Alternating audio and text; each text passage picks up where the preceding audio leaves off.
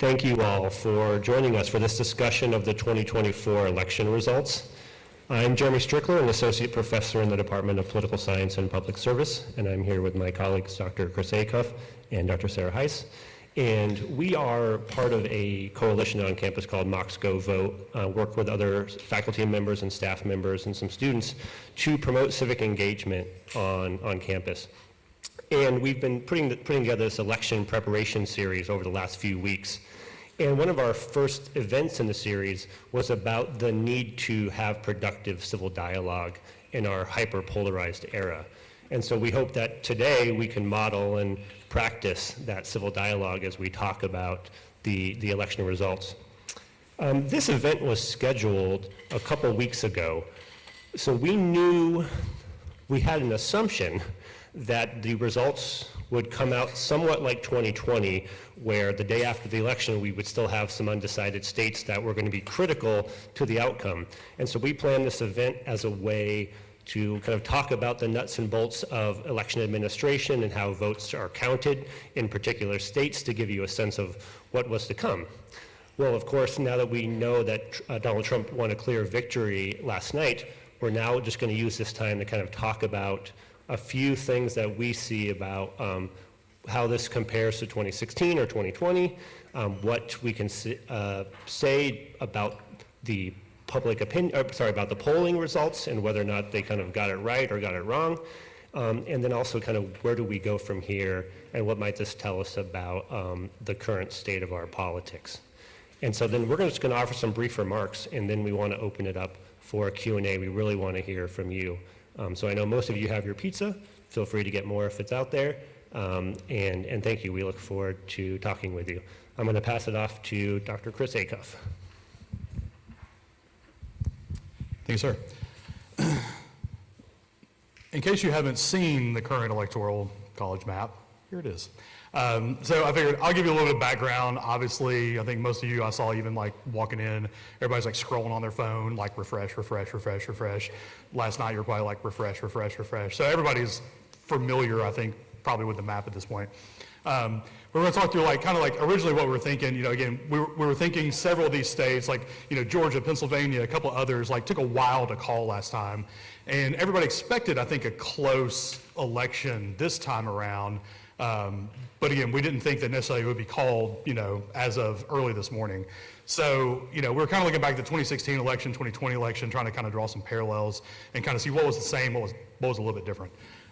So obviously, well, I'll just say this. When I went to bed last night, it was just like, okay, this is 2016, basically. I don't know how many of you were old enough to be a political nerd back in 2016. But, you know, by about 10:30 or so, I kind of saw the writing on the wall. I was like, okay, I don't need to stay up till 3 a.m. to watch this, right?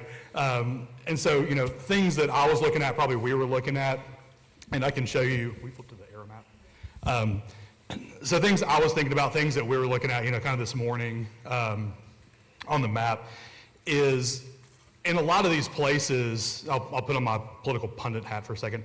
In a lot of these places, it was pretty clear that Kamala Harris was basically underperforming Joe Biden's margins from 2020. And it looked a lot more like the 2016 election. You know, so I think in 2016, a lot of states that Democrats thought were maybe more competitive than they were, you know, a lot of Democrats were really shocked in 2016 when Donald Trump started like really running up the numbers and when they were coming in a lot lower than they thought they would on the Democratic side. And so same thing happened, you know, like in some of the what we consider swing states in 2024, like in Georgia, North Carolina, Pennsylvania wasn't called until kind of early this morning. But in a lot of these states, you start realizing like, okay, like she's underperforming in a lot of these places, similar to in 2016 when Hillary Clinton ran. And so, you know, a lot of the swing states, a lot of the ones we thought might take a while, you know, your Michigans, your Wisconsins, et cetera, ended up, I mean, they're still being counted, but we pretty much know who's going to win. So none of these votes are final, but again, just based on the outstanding votes, we pretty much know what's going to happen. Now, caveat, the Electoral College doesn't meet till December 17th, so none of this is actually official yet. The votes won't be counted till January 6th in Congress. But a couple of my brief hot takes, and then I'll pass it off. A lot of people have already started talking about, like, you know, already doing sort of the post-game analysis on like what went right, what went wrong. So I would say as we go forward from like a political science perspective, rule number one is avoid monocausal explanations. So there's no one reason Donald Trump won or Kamala Harris lost, right? Sure, it was probably the economy, it was probably immigration, it was probably inflation, it was probably all these other factors. But individual vote choice isn't just one thing oftentimes. But the other thing we notice too is that, again, this is a pretty uniform, now there are some exceptions, so these are the shifts at the county level. If you look at the map, it's pretty red, right? So even like traditionally Democratic strongholds in some of these areas, like in a lot of the big metro areas, with the exception of like around like some of the Atlanta suburbs, a couple of North Carolina suburbs, a few counties here and there, there's a pretty rightward shift from 2020. Right, so this wasn't like, oh, they should have canvassed harder in Pennsylvania, or oh, you know, they should have spent more time in Wisconsin. Like this is a pretty much universal across the board, you know, victory for the Trump campaign. So again, think beyond just like, you know, individual level things, think beyond just like, again, single explanations of complex social phenomena. So that's my hot take for now. I'll pass it on to my colleague, Dr. Heiss. Thank you.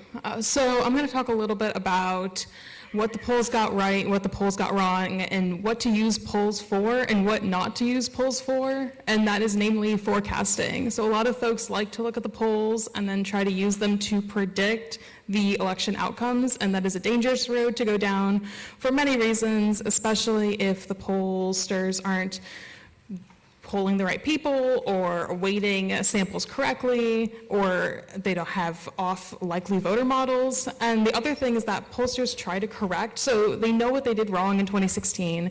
Maybe they know what they did wrong in 2020. And so they try to make corrections every year since then. But the other problem with this is non-response bias, which is if we don't get people in the surveys, then you can't statistically account for them. I talk in my class about unmeasurable error, and this is exactly what we mean, where if you don't get folks in the surveys, then you cannot statistically account for them. And so I think this is just another part of the story of folks who, it's hard to capture folks who want to vote for Trump because they're less likely to take surveys. And so the pollsters continually overestimate how well the Democrats are going to do and underestimate how well Trump is going to do. So the other thing I could talk about is the exit poll results, namely what people's most important issues were or what issues mattered to them when they casted a vote.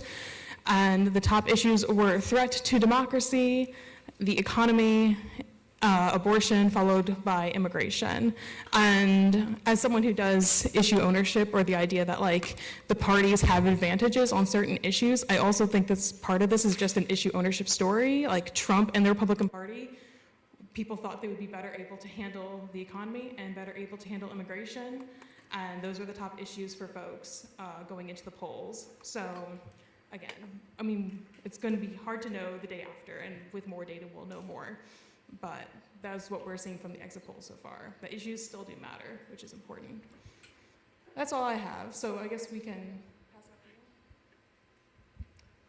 Thanks. I want to take both a macro and micro perspective of very briefly how to potentially interpret what we should take away from this election.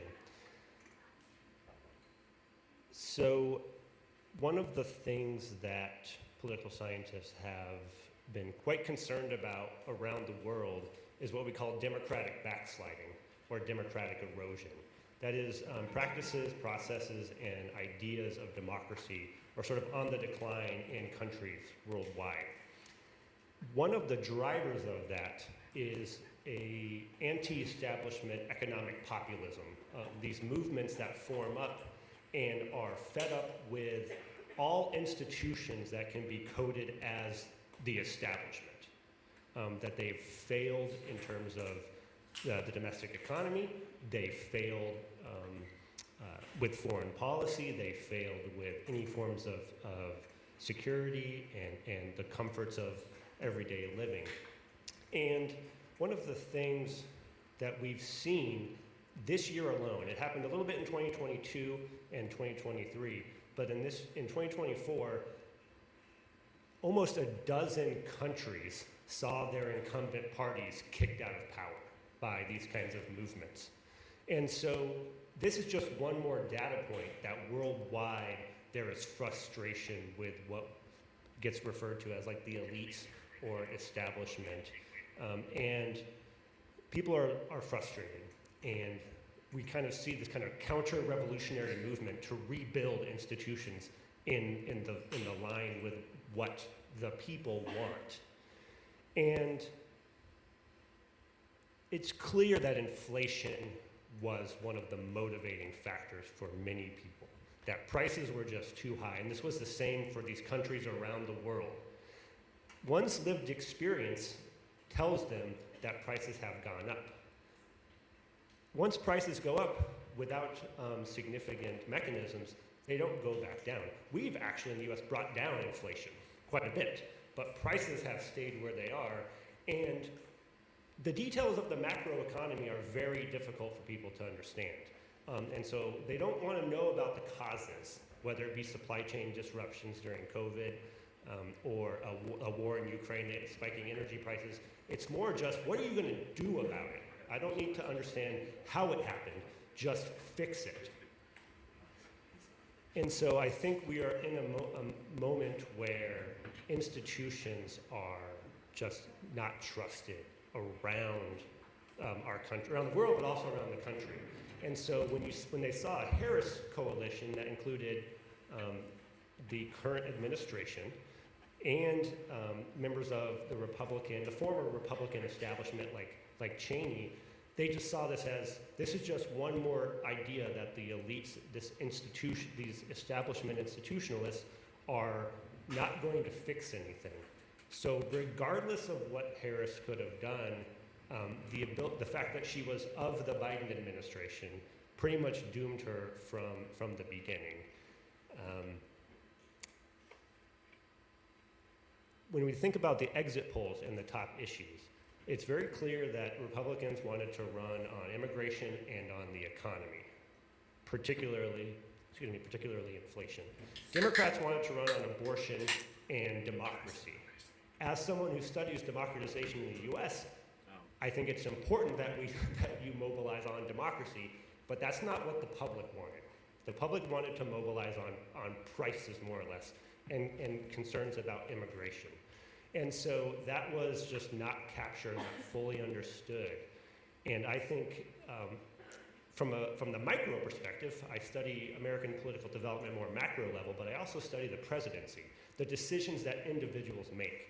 And while I agree we shouldn't look to monocausal explanations, as a scholar of the presidency, I do think we'll be asking a lot about Biden's decision to seek re-election initially and not open up the Democratic Party to kind of not be the establishment party in that way. So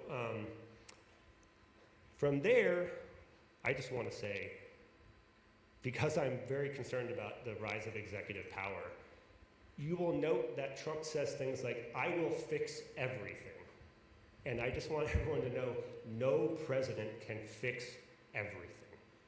All right? And so we have to make sure, if you are a Harris supporter, right, I want to speak to both Harris and Trump supporters. If you're a Harris supporter, there's much more action beyond elections where you can become politically engaged. Whatever drew you to the movement, find ways to get involved.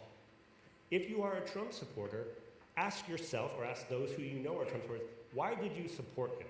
If it's for policies, stay engaged and see if he follows through on the policies that he is promising. Right? We need to be much more engaged collectively and not just hope that one president is going to solve all of our problems. We kind of go back and forth every election just waiting for one person to fix everything. And that's just not how a democracy is supposed to work. And so I just implore you all to stay engaged. Don't become demobilized. Don't become boastful if it's on the other side. Think about why you are committed to this movement on either side. And think about the future ahead and how we can try to depolarize, because our country is in a place where we really need to put collective effort together to address a lot of pressing issues. And so with that, I want to open it up for Q&A. And we have microphones, because I know there's some recording devices. So I think Dr. Acuff will go down there and pass a mic around. And It can be a question, it can just be your thoughts. Again, we're here to be informed, stay engaged, but also practice that civil dialogue. So please.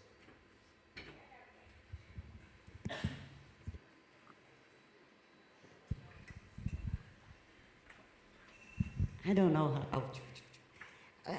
If you could explain how do the Senate, the majority of Republicans, are going to be influenced with the current president? Meaning, the Republicans with, the House, they have the majority. So how does it hurt, the policies or whatever is going to happen? Is that going to benefit Trump? Is that clear? Yeah, let me just make sure that I understand. Is the question, how will Republicans also taking the Senate or holding on to the Senate, but also taking the Senate, but also possibly holding on to the House, how will that affect the administration? Yeah. Well, quite significantly, particularly the Senate. The Senate plays a very vital role in confirming all presidential appointees to the administration and to the federal judiciary. The House has control of all major spending bills when it comes to the budget, when it comes to doing congressional oversight. So for instance, if it were Democrats controlling the House, they very likely certainly will be conducting oversight of the Trump administration. If it's Republicans in charge, they will not be conducting oversight of the Trump administration. Not outside of rare situations where it's a bipartisan crisis that requires that oversight.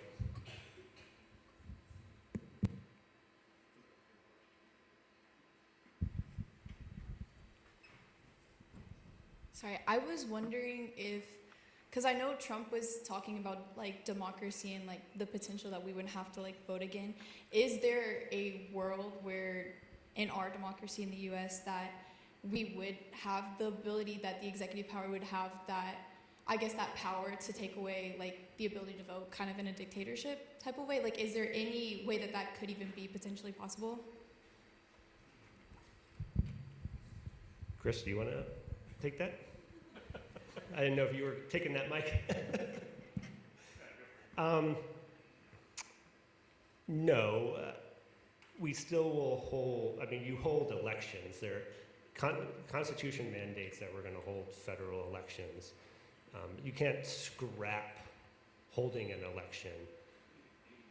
What has happened in other countries? So I mentioned political scientists, particularly what we call comparative scholars who study other regime types around the world. One of the things that's happened is the rise of what's called competitive authoritarianism, which is you have elections under the guise of having them be democratic in some way, but there are lots of constraints on like who can run, what are the processes for eligibility to vote, where do you go to vote, how that gets down to the nuts and bolts of election administration. But certainly there's not going to be like a decree to end all elections in the United States. That's just not going to happen. And to my point about being engaged, this is where we rely on poll workers and volunteers who work. We run hundreds of elections around the country on election day. There's not just one centralized federal election. And so you also have all your state and local races as well.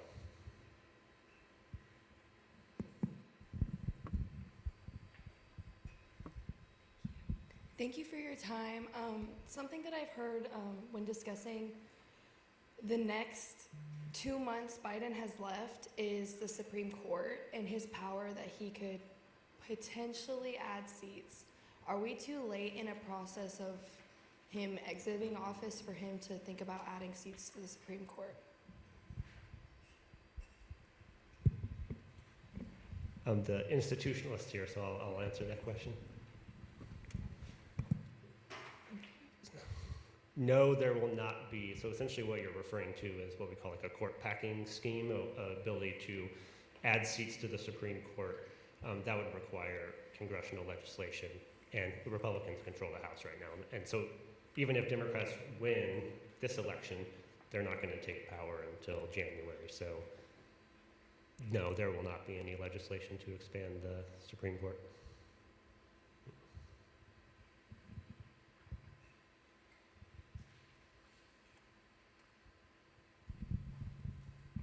Okay, so people have been telling me that if the House gets power for the Republicans, will that mean that the Republicans will have like full power over the country? Or does the House need to be like, does that not matter? Does the House need to be Democratic in order to not pass these extreme laws that Trump is trying to put into office, like women not having an abortion if they have medical issues?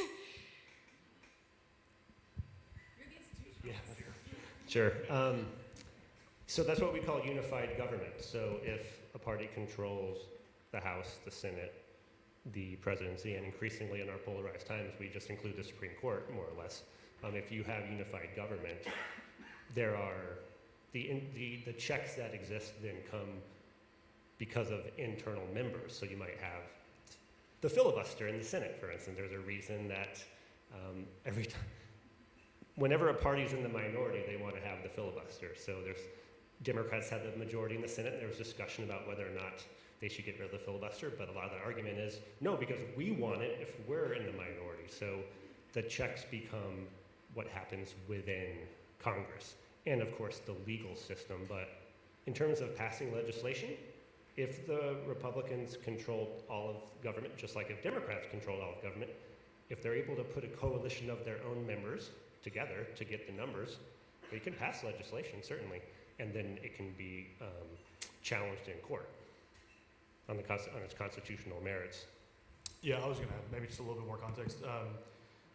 So the thing to think about too is, right, putting together a coalition.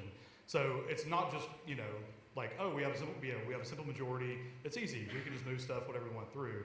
I think, in Trump's first term, there were a lot of older, more established, maybe Republican members who were more likely to act as like a check on him.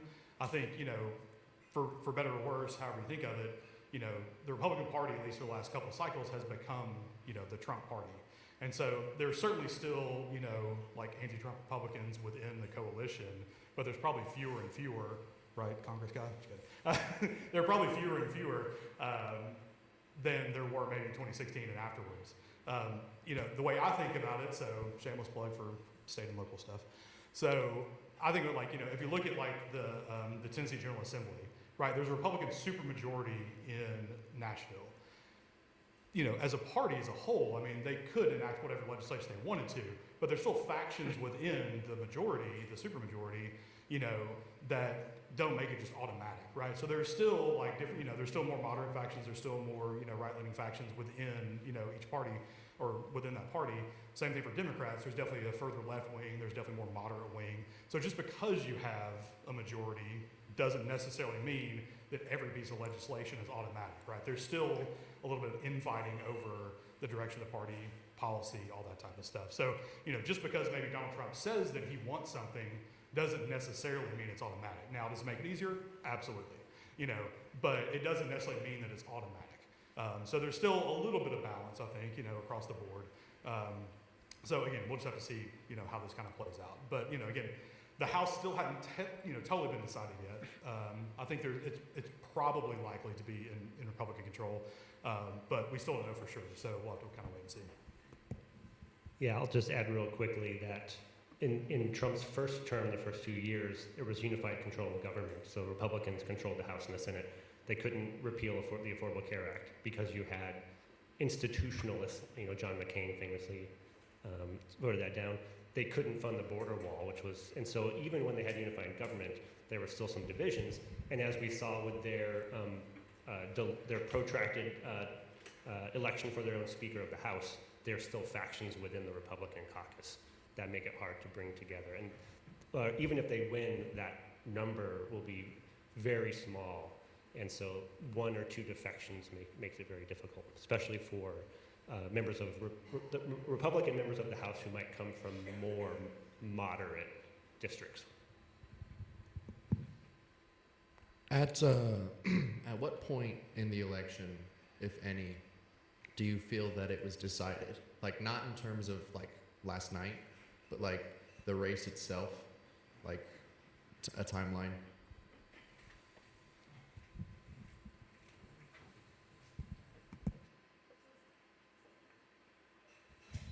Okay, so it's hard to talk to that. A lot of folks will say, I mean, we were just kind of joking about this earlier, that as soon as Biden decided he was running again, it's like, okay, he'd already doomed us. But, I mean, they were essentially tied in all the battleground states, and essentially statistically tied even nationally. So it's hard to pinpoint a time. And the other thing I was saying is that during the summer when Biden dropped out and then Harris took the nomination, people were saying that, oh, okay, suddenly the Democrats are going to have this like wave of mobilization and ride that out basically until November. But things happen, and things that happen more recently matter more for the vote than things that happen in the summer. And so whether that was at the top of people's heads when they were voting is unlikely. But people just tended to vote on the economy and I'd say immigration this time around. So, yeah.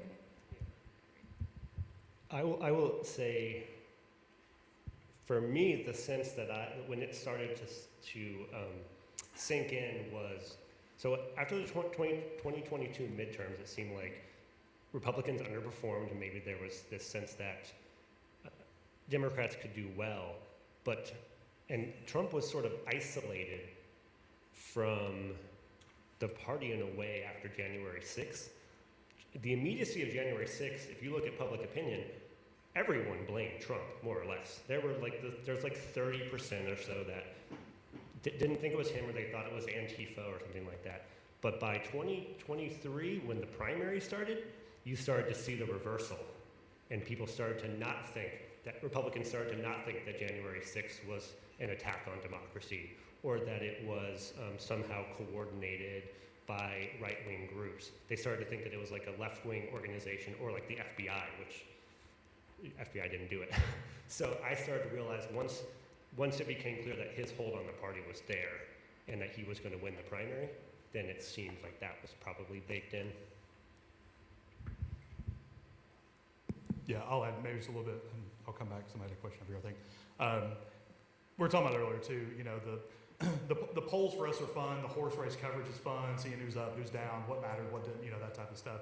We were talking about earlier, so every summer, a publication for the American Political Science Association publishes election forecasts from like a host of different perspectives. And so we were looking at one, or we were talking about one this morning that I was looking through that was published, I guess it was in August.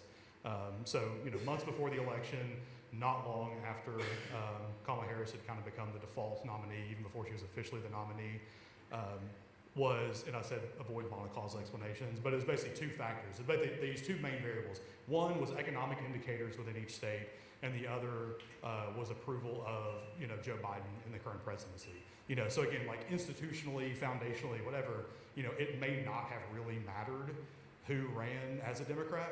You know, I mean, certainly candidate characteristics do matter, you know, at the margins. I think that's a fair characterization. But overall, I think, again, like looking at the map, like this wasn't just like, you know, oh, they didn't like, you know, one thing Kamala Harris said or whatever, right? This is a broader thing.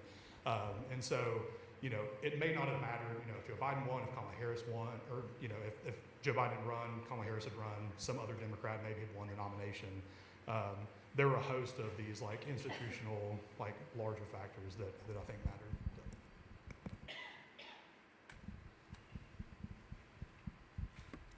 Hey, so I have seen a lot of things. First, you mentioned the like state of democracy was really important to voters. But my question is, do you think if Joe Biden dropped out before he was technically voted in as the candidate and like gave Kamala a chance to be the official nominee before the debate in the summer, do you think that would have broadened her chances to win, since a lot of people I see say that, oh, she wasn't technically voted in as the candidate, so that, you know, like to people that doesn't make sense. But how, if he dropped out earlier, do you think that would be something that would have benefited her?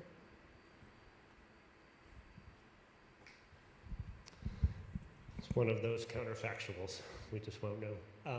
Will say that in the lead up to kind of the encourage Biden to drop out movement, there was a debate within the Democratic Party and activists and just generally the American public who was following it on whether or not there should be like a mini primary. So it could be that maybe, again, it's true that maybe any Democrat, the brand is bad right now, right? And so, but it could have been different possibly if there was like a mini primary or a mini convention where you saw a Whitmer or a Warnock or a Mark Kelly, where basically like people, Pete Buttigieg, where they're like trying out like, can we do like a really quick nomination process? That was the way it could have gone, but very quickly after Biden dropped out, of course, we know that everyone coalesced around Harris. So that's just a counterfactual we don't know.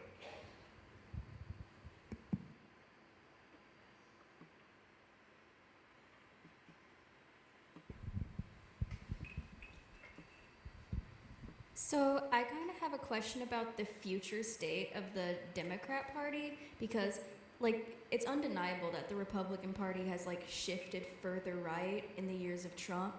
And when campaigning, a lot of Kamala's strategies were appealing to like the never Trump Republicans, like saying that she'd add Republicans to her cabinet and all that kind of stuff. And since that strategy didn't work, and it's kind of like, you know, enthusiasm among more progressive voters was like declining, like people going to vote for Jill Stein, would the best way to counteract like the far right be to maybe test out like some more progressive policies like Bernie Sanders type stuff? Do you think that would help? Yeah, so first on whether or not like her campaign strategy to appeal to the Never Trumpers was successful, it's hard to say whether she would have been even like more successful had she taken more progressive policies.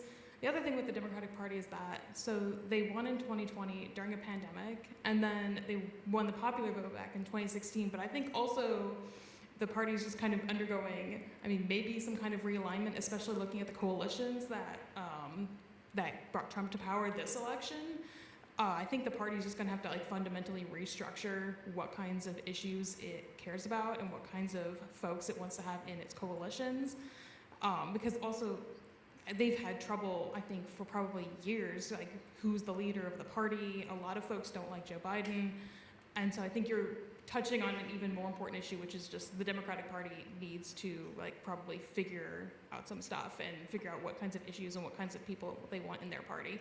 And probably the same for the Republican Party, to be honest, because I mean, once Trump leaves, what is the Republican Party going forward is kind of another question. What will they stand for? Will they find another person who is kind of Trump-esque and continue kind of the Trump legacy, or are they going to find someone else who stands for different issues? I think both parties are kind of at this point where there's going to be some kind of, I mean, we don't know about realignments until way after they happen, but I think we're kind of seeing maybe the beginning of some kind of realignment. You could probably speak more to that, but.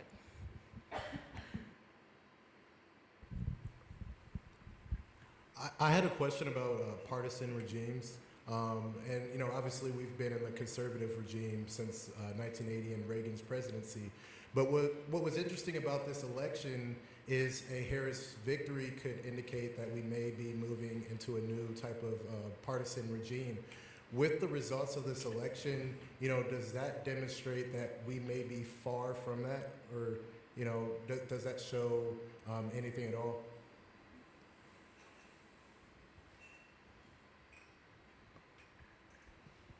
Kudos for the use of partisan regimes, by the way. I'm going to stick with the realignment framework, though, instead of thinking about it more holistically as a regime. It does appear that if you were watching any of those, like a Kornacki or John King, they were doing like the county level things last night. The urban-rural divide is incredibly stark, and so we're realigning potentially realigning around class issues in a way, but like cultural polarization. And so one of the things that we saw in Georgia, if I don't know how much it bears true, but it looked like rural counties that had heavy African American populations were turning towards Republican. So I think we're getting into like the rural identification and the more suburban, urban identification.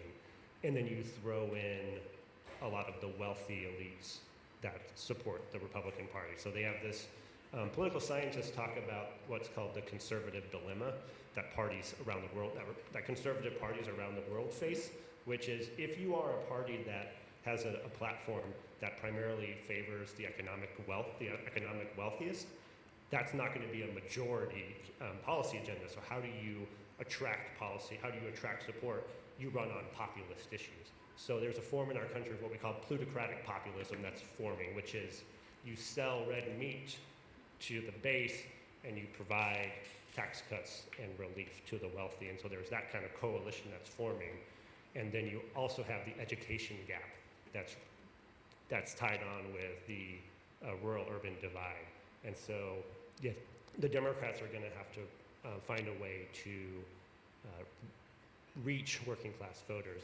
But it's not just incumbent on the parties, right? Labor unions also have not done a lot on the ground of that.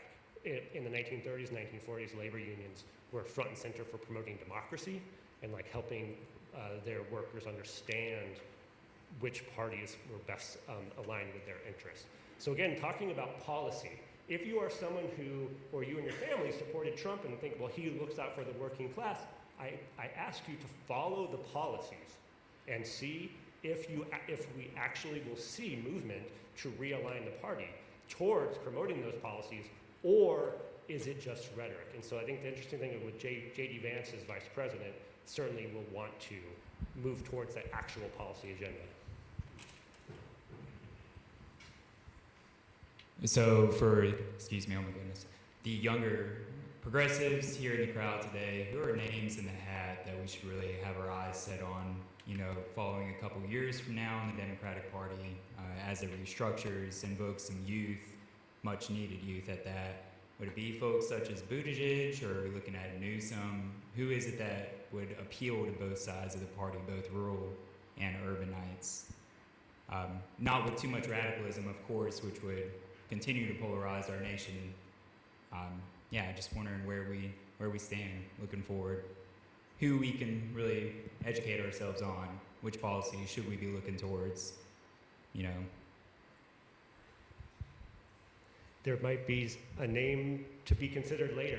I think part of the story of the Democratic Party is they need fresh blood. And so there might just be someone out there that's a state legislator in a state that I don't focus on, right? So I don't know, there very well could be someone. I imagine by 2028, though, I think the people you listed will certainly be in the running. Buttigieg, probably Warnock will run. I imagine if there was a left candidate, you imagine someone like AOC might even consider at least getting her name out there. I just don't know. I think that's part of the problem is that the Democratic Party, because it had governed for so long, one of the things that we know to be true, it's what we call presidential party building, that Democrats, because they had power for 8 years under Obama, they focused more on governing and using political capital to get things done versus trying to rebuild the party from below. So the Democratic Party's been decimated for a while. Because the Republican Party had historically been in the minority, they actually they couldn't govern, so they focused on building the party. And so that's where you see the swell of some of their more prominent activists now. But I don't know names that would be out there. I think the ones you named are probably at the top, but it's more likely that you're going to see emerging politicians who are going to start to make a name for themselves in the next Trump administration or against the next Trump administration. Yeah, I was going to kind of briefly flip the question a little bit. I don't know who the next nominee will be. I don't know who the next progressive nominee, whatever it might be. I think, though, and I had a question, I was on talk radio this morning, somebody, asked me to kind of like paint a rosy picture for Democrats and progressives. I told everybody, again, I'm the local guy. think locally. Think about improving your community. Think about getting involved here locally. Think about getting involved in, city council races, county commission races, whatever it is.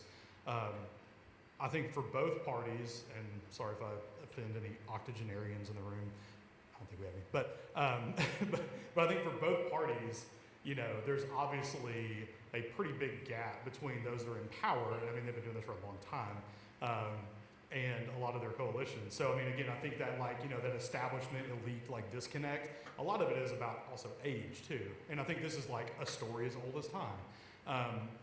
But, think about not just the next election, but again, think about if you're trying to build coalitions, if you're trying to mobilize people, et cetera, start trying to play the long game a little bit.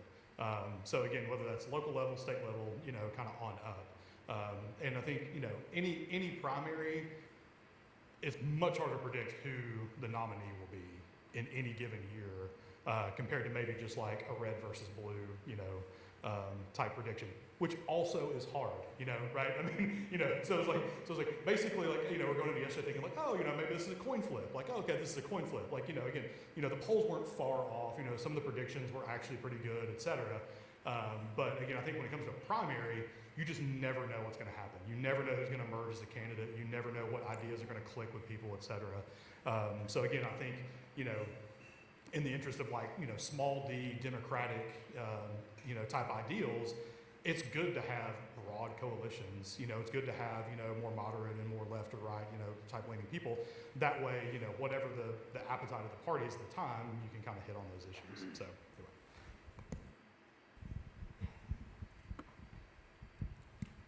Hey, so going to keep this intentionally kind of vague, but what do you make of Mark Robinson basically getting dropped by his party and still getting 40% of a vote in a state that has potential to be competitive when you don't have the same national angst? What does that say about how people are approaching filling out their ballots and how they're consuming information?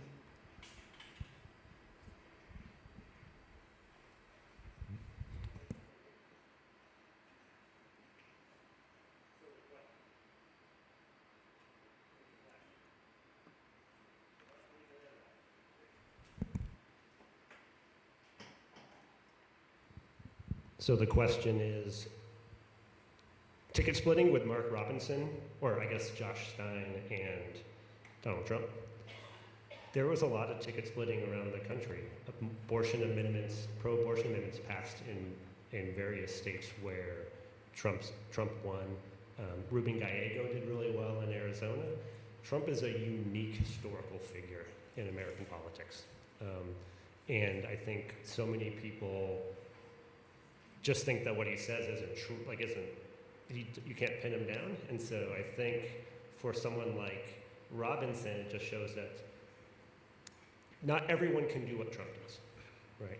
And but there still is going to be, there is about 38% of the hardcore MAGA movement that we just know is unmovable.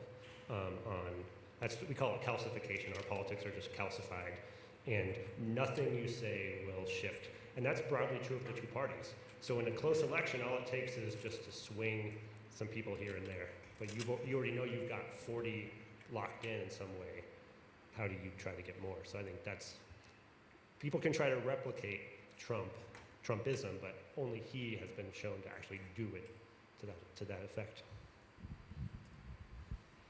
Donald Trump has claimed and ran on wanting to do so much immediately. Is any of that actually possible, even with a fully Republican Congress?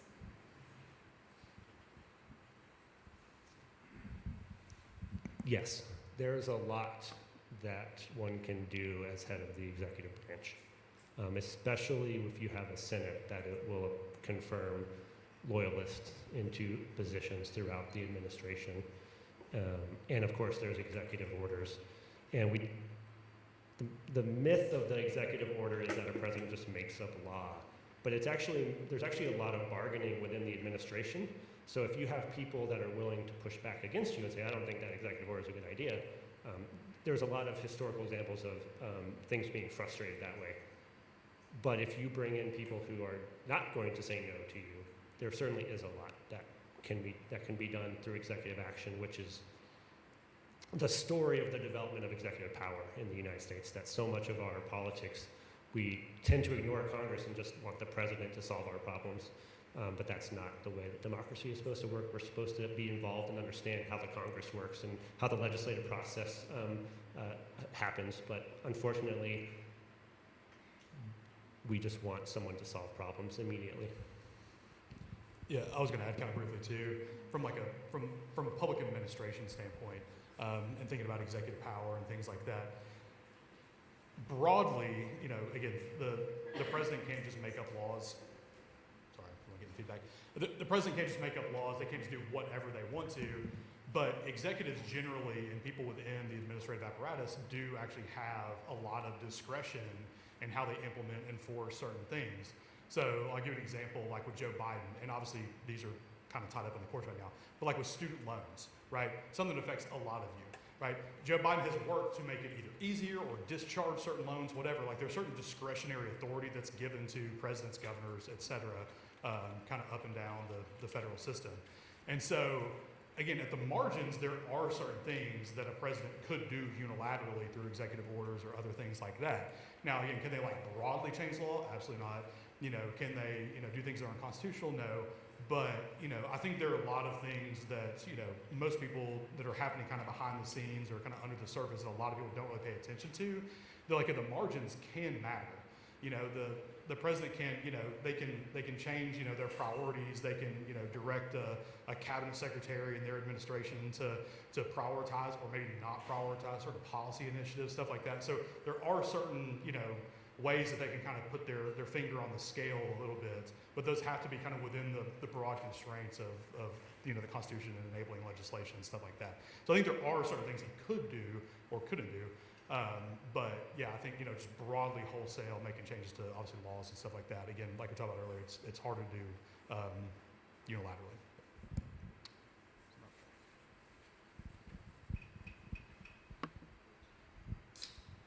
Hi, so I'm kind of gonna try to explain this the best that I can. I'm just kind of confused on the topic of the economic system, I guess you could say, in this election.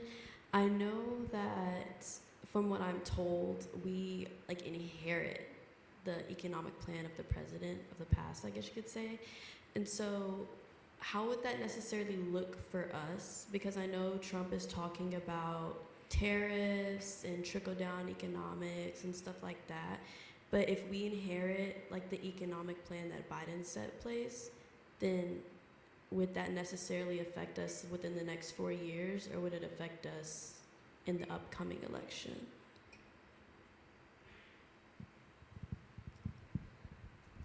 It will be, barring catastrophe in the next couple months, it will be the case that Trump will inherit the strongest economy in the world. It is going gangbusters, as we say. And partly that has to do with some of the long-term, well, it could even get better, because what the Biden administration has done with this industrial policy is it's more long-term. It's focused on building out manufacturing in certain sectors over the long haul. And so I would again encourage you to think about if Trump starts taking credit for some of these things, recognize that these were things that happened under the Biden administration. I mean, we see it today. There's many members of Congress who voted against the legislation who still go to ribbon-cutting ceremonies for money that's coming in into their district. But recessions can happen. If a recession happens, if his tariff plan goes through and it does create essentially that sales tax that people talk about, the people who are concerned about the economy will turn against him. And that's the one thing, is that, again, if you voted for economic issues and you want the prices of goods to come down, you want one of the drivers of economic concerns is housing, right? And so ask yourself, is there going to be a housing policy that's put forward that could actually address this? Because a president can't just snap their fingers and lower prices in that way. I implore everyone to appreciate that there's not a lever in the Oval Office that says gas prices and food prices. That's not what a president does, even though many of us think that the president can just do these things. So yes, he will inherit good economic conditions right now, but things could change, and then the politics. So that's why this question of realignment it takes 5, 10, 15 years looking back and asking, did a realignment happen? People are frustrated now. They could vote Democratic in 2026 midterms if the economy worsens. So a realignment is something that's durable. It doesn't change. It's pretty stable for a long period of time. It's not clear that that's what's happening. It's still frustration over current prices.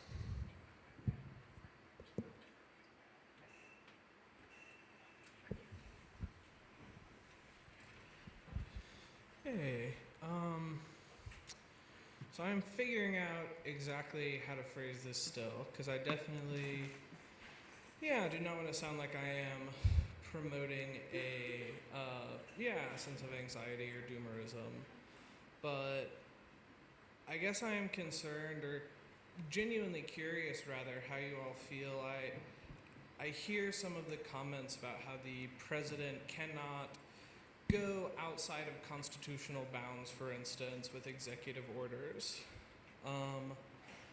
But yeah, I think Trump has been very public about the fact that one of his very first executive orders would be to gut the protections for the civil service and go back to a pre-Civil War politicized bureaucracy. And I think about like the famous Andrew Jackson quote, like, well, the court has made its decision, now let it enforce it. I guess when you all think about kind of the dangers of the next few years, do you think that those will largely take place kind of through coalition and through Congress, which, as you mentioned, is very fractured?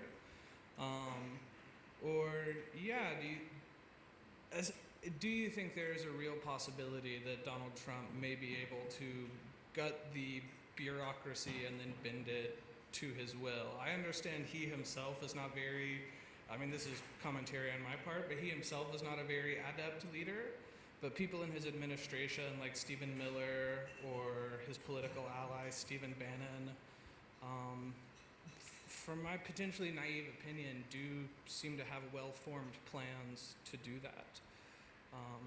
I guess I'm just wondering if that's something you all are concerned about.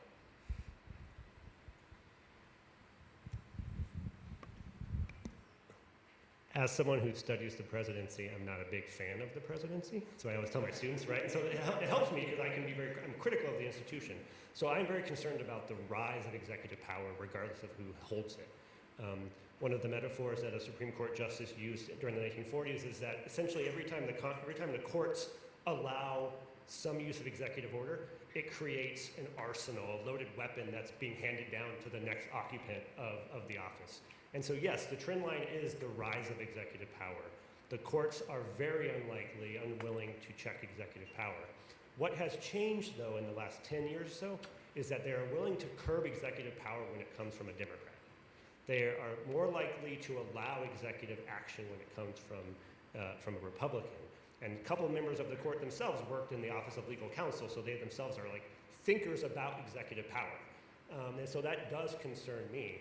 And then specifically to Schedule F, yes, I think that they certainly will try to do Schedule F, which is the creation of political loyalists throughout the bureaucracy. Yeah. Yeah, I was just I should remember this, but basically right at the end of Trump's first term was when a lawsuit happened over the Schedule F and stuff like that. And I think they put a preliminary injunction in place and they couldn't make changes. And then Joe Biden came in and it kind of just fizzled out. So he obviously changed whatever executive order it was that was gonna set that up. To steal another Andrew Jackson quote, he had the idea that if we can't find a Democrat to do a job, let's abolish the job, right? So obviously we don't want a politicized bureaucracy at any level of government, but particularly at the federal level. The other thing to think about too with executive power, generally executive orders, whatever, I know, for 4 years, this may not be a great answer, but anything done by the president can be undone by the president. So the next president could undo whatever he does in terms of executive authority, executive orders, whatever. The next president, whoever he or she is, could undo whatever Trump does in his term if it was done by executive order, not through legislation, through Congress, et cetera, or not a court order. I think no one wants, I shouldn't say nobody, most people don't want a politicized bureaucracy. But I think, yeah, that's certainly a real concern, and I think to some extent we will definitely see some form of that, whatever it takes. I think, maybe in the next couple months after he takes office. Might be the final question. Hi, my question is about Project 2025. What dangers do you all see with this plan? And is it foreseen that, like, we will have, like, a dissolution of, like, federal departments? And what are the impacts if that can and will happen in the near future during his term?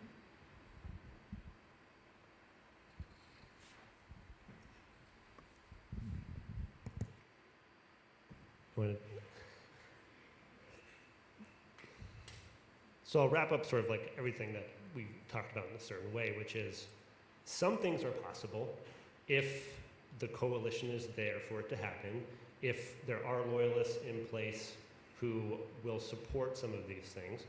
But if those conditions are not there, then certain ideas won't be advanced forward. And so even the Project 2025 itself is a design, is like a kind of like a wish list of people who they want to do it if they have access to the administration. It's not clear that who Trump will be appointing will support all of those things. And so that's why it's important to watch the appointment process in the, we call it the transition. So as he transitions into the institution of the presidency, you will hear names about, we say personnel is policy. So you can see who these people are and kind of what their background is and where they're going into certain federal agencies. And then also just depends on Congress. Congress is unwilling to defund or even remove certain departments if their constituency supports it. And so it will depend on not only the Democrats controlling the House, but also those factions within the Republican Party. Certainly the entire agenda is not going to get adopted. Will there be some things in there? I have no doubt that there will be an effort to try some of them. Could I say which ones? No, not. It's just something that I would encourage everyone to follow. And just, again, if you are a supporter or an opponent, it's important to understand how government works and who is staffing these positions. That's the government. That's us. Those are your representatives at work. So it's okay to become a nerd about the bureaucracy and understand like who's in charge of the Consumer Financial Protection Bureau, for instance. Any thoughts on that? I don't know if I have too much to add, really. I admittedly did not pay too much attention to Project 2025. I think I was just too busy, so sorry. I think, right, as sort of a shopping list of like all these potential conservative party or policies and all the stuff that, some members of a Trump administration may want to do if they had, unlimited, unchecked power. I think a lot of them, I'm just going to be a little cynical, were probably blown out of proportion. I think a lot of them were just like regular mainstream, like conservative stances on particular issues. Again, I think some of them were more, certainly extreme. Again, more politicalization of the bureaucracy, stuff like that. But I think, a lot of them too were just like kind of like median conservative policies towards government. So, I don't know to what extent like Project 2025 stuff will happen. But again, I think certainly like, segments of that will obviously try to be implemented to different extremes, I guess. So yeah, I don't necessarily have anything specific to 2025, but yeah. On that note, I want to thank you all for coming out, and I'll say that we currently have another one of these planned for the 20th, because we thought today was just going to be let's talk about where the vote counting is, and then the 20th would be let's think about what the outcome is and what it means. So we've done some of that today, but we will discuss whether or not we should hold that second one. And we would love to hear from you if you think that you would appreciate another forum like this. I'm inclined towards holding it, so we'll talk about that, and information will be forthcoming.